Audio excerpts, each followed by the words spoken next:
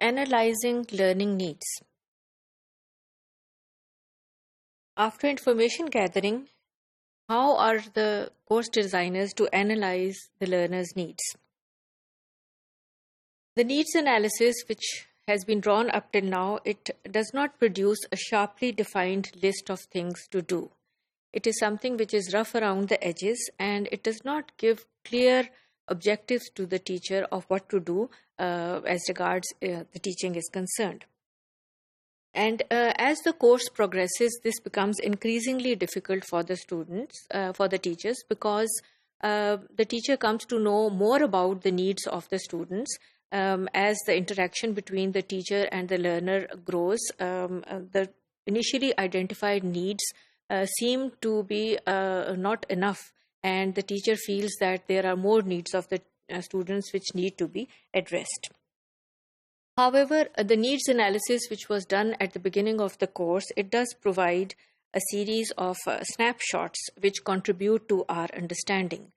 None of these snapshots, as we said before, are going to really contribute to our understanding in the true sense, but a variety and a combination of these snapshots are definitely going to will be helpful for us to increase our understanding. Also, the initially done needs analysis differentiates the General English course from the ESP courses or the Business English course, and then it can be used as a justification for what happens during the course. If the teacher teaches something which is different from the General English course, then there would be a justification of why it was done.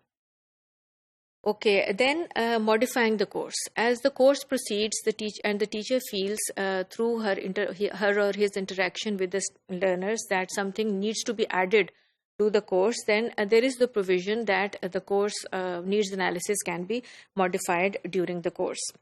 And then the needs analysis can be used for subsequent courses which will be held in the future. So, important thing is that analyzing the learning needs is an ongoing process. This realization has to be there, and the students' needs need to be analyzed throughout the course as the course proceeds. So, the questions can be asked are, who are the learners? Meaning that who are they in terms of their gender, their nationality, their age, their educational background, what are their attitudes towards English and the English speaking cultures, and so on. What is their attitude towards English language teaching? Then where will the Business English course take place? This is in terms of the locality. What would be the surroundings, whether they would be dull or noisy or interesting, stimulating, motivating or not. Then when will the course take place? Whether it is a full-time course, whether it is a short course, or whether it will take place in the mornings or the evenings, over the weekends or throughout the days, what would be the timings and so on.